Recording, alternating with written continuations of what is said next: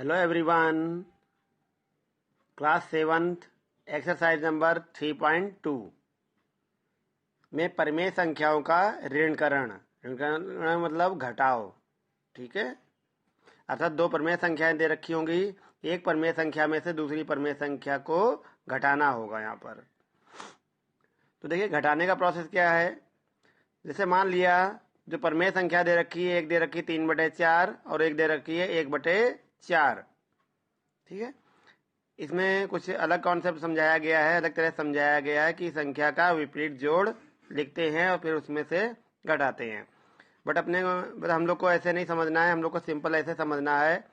सवाल ने कहा है कि इस परिमेय संख्या से इस परिमेय संख्या को घटाइए। तो जैसे हमने आपको परिमेय संख्या का जोड़ सिखाया पिछली एक्सरसाइज में, उसी प्रकार से यहाँ पे घटाव की क्रिया संपन्न करनी है। तो हमने लिख लिया 3/4 में से घटाना है यानी माइनस करना है 1/4। ठीक है, अब जो हर है, हर का हम एलसीएम लेते हैं, तो एलसीएम 4 और 4 का एलसीएम कितना आएगा? 4 आएगा। फिर पहली भिन्न का जो हर होता है उस हर का इसमें भाग देते हैं एलसीएम में, और जितना आता है उसका अंश में गुणा करते हैं।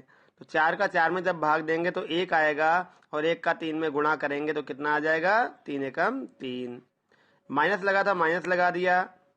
अब दूसरी भिन्न का जो हर है उसका एलसीएम में भाग देते हैं, और जितना आएगा उसका अंश में गुणा कर देते हैं।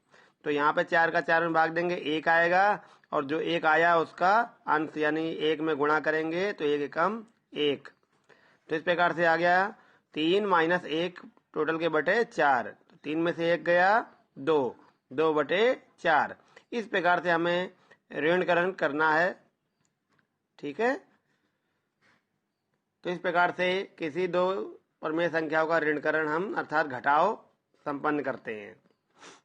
ऋणकरण मतलब अर्थात घटाव के कुछ गुण होते हैं। पहला होता है क्लोजर प्रॉपर्टी।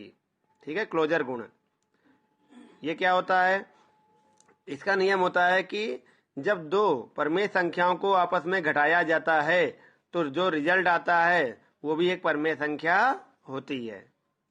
ठीक है, दो परिमेय संख्याओं का अंतर करने पर यानी घटाने पर जो परिणाम आएगा, जो उत्तर आएगा, रिजल्ट आएगा, वो भी क्या होगी? एक परिमेय संख्या होगी, हमेशा होगी। ये रूल है इसमें। ठीक है, गुण होता है।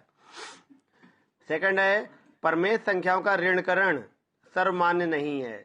इसका मतलब क्या है? इसका मतलब ये है कि मान लो यहाँ पे संख्या दी 3/4 में से 1/4 को घटा दें, और 1/4 में से 3/4 घटा दें, तो दोनों भाग बराबर नहीं आएंगे। अर्थात यदि पहली संख्या हमने p/q मान ली है और दूसरी संख्या r/q मानी है, तो p/q में से अगर r/s को घटाया जाए तो वो बराबर नहीं होगा किसके? कि r/s में से p/q को घटाने पर। अर्थात इसमें से इसको घटाना और इसमें से इसको घटाना आपस में बराबर नहीं होते हैं।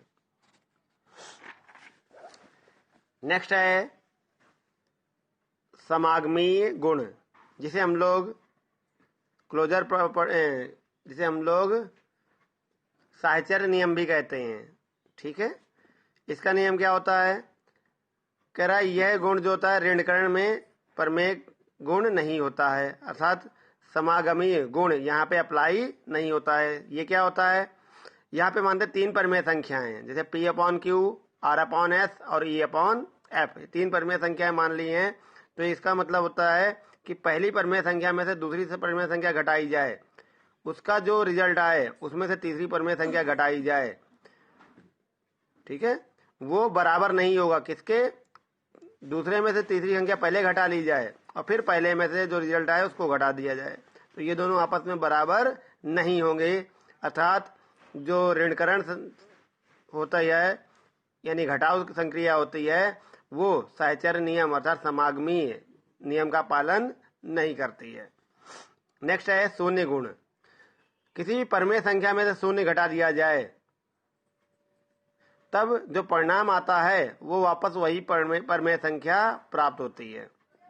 जैसे p/q में से अगर 0 घटाएंगे तो फिर से हमें रिजल्ट में क्या मिलेगा? p/q ही मिल जाएगा। और लास्ट गुण है यहाँ पे, कोई परिमेय संख्या शून्य में से घटाने पर स्वयं, ठीक है, कोई परिमेय संख्या शून्य में से घटाने पर और परिमेय संख्या से शून्य को घटाने पर वो दोनों परिणाम आपस में इक्वल नहीं होते हैं। कैसे होते हैं? विपरीत होते हैं। जैसे p/q में से 0 घटाया तो यहाँ पर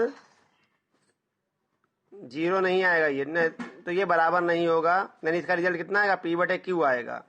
और 0 में से p/q घटाएंगे तो आएगा माइनस का p/q। तो ये आपस में इक्वल नहीं होंगे, ये विपरीत होंगे साइन के कारण। ठीक है, तो इस प्रकार से